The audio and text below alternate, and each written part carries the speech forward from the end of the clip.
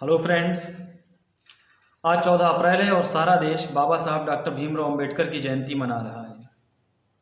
बाबा साहब डॉक्टर भीमराव अंबेडकर ने अपनी सारी ज़िंदगी समाज के दबे कुचले, दलित, शोषित समाज के लिए संघर्ष किया। हालांकि अपने शुरुआती जीवन में उन्होंने भी भेदभाव का सामना किया, जिसके बारे में उन्होंने घटना का जिक्र किया कि वो जिस स्कूल में पढ़ा करते थे वहाँ पर हाई कास्ट और लोअर कास्ट के बच्चों की बैठने की अलग अलग व्यवस्था थी। स्कूल में जो पानी के पीने का बर्तन था उसको भी लोअर कास्ट के बच्चे छू नहीं सकते थे।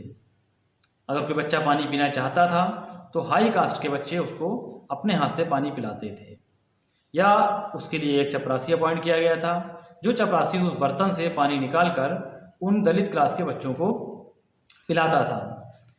तो इस तरह की घटनाओं का जिक्र उन्होंने अपने एक article no peon no water में किया है।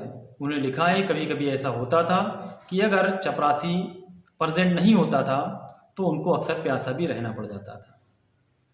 उनकी फैमिली जब मुंबई आई और उन्होंने एफिल स्टोन स्कूल में मैट्रिक में एडमिशन लिया तो इस स्कूल में एडमिशन लेने वाले वो पहले दलित छात्र थे।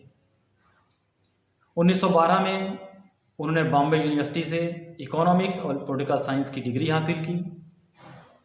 उनकी ज़िंदगी का टर्निंग पॉइंट जब आया जब उनको बड़ौदा स्टेट से उनके टैलेंट को, उनकी काबिलियत को देखते हुए बड़ौदा स्टेट से उनको स्कॉलरशिप दी गई और इस स्कॉलरशिप से उनको इंग्लैंड जाने का मौका मिला और वहाँ जाकर इंग्लैंड में पढ़ाई करने का मौका मिला और इंग्लैंड में कोलंबिया यूनिवर्सिटी से उन्होंने इकोनॉमिक्स में एमए की डिग्री हासिल की।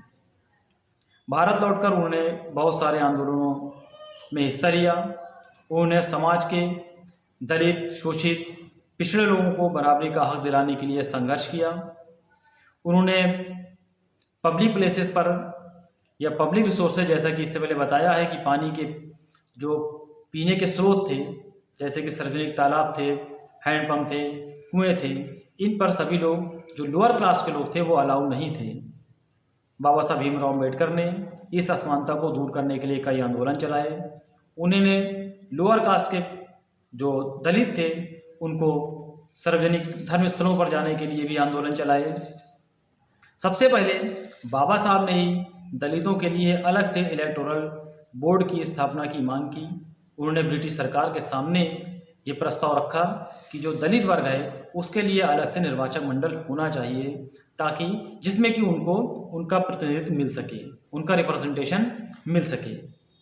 हालांकि उनके इस प्रस्ताव को गांधी जी ने विरोध किया और यरवदा जेल में ही भूख हड़ताल शुरू कर दी, लेकिन बाद में कांग्रेस को उनकी बात माननी पड़ी और कांग्रेस की तरफ से मदन मोहन मालवीय और बाबा साहब भीमराव अम्बेडकर के बीच में समझौता हुआ और एक निर्वाचक मंडल की स्थापना की गई जिससे कि दलितों को रिजर्वेशन का लाभ दिया जा सका। उनके टैलेंट को देखते हुए जब 15 अगस्त 1947 को हमारा देश आज़ाद हुआ, उनको संविधान सभा की एक ड्राफ्टिंग कमेटी थी, उसका चेयरमैन बनाया गया। यानी कि जो संविधान लिखने का काम था वो बाबा साहब को दिया गया और उन्होंने अपने इस काम को बखूबी अंजाम देते हुए 2 साल 11 महीने 18 दिन में संविधान को लिखकर तैयार किया और इस संविधान को 26 जनवरी 1950 को लागू किया गया। 1956 में उन्होंने बौद्ध धर्म अपना लिया और इसी साल यानी कि 1956 में ही डायबिटीज़ की बीमारी की एक लंबी बीमारी के बाद उन्होंने इस दुनिया को अलविदा कह दिया। ऐसे महान नेता, संविधान निर्माता, दलितों, पिछड़ों, समाज के शोषित व्यक्तियों के लिए जीवन भर संघर्ष करने वाले महान नायक को हम तहे दिल से खिराज अकीदत पेश करते हैं। जय भीम, जय मीम।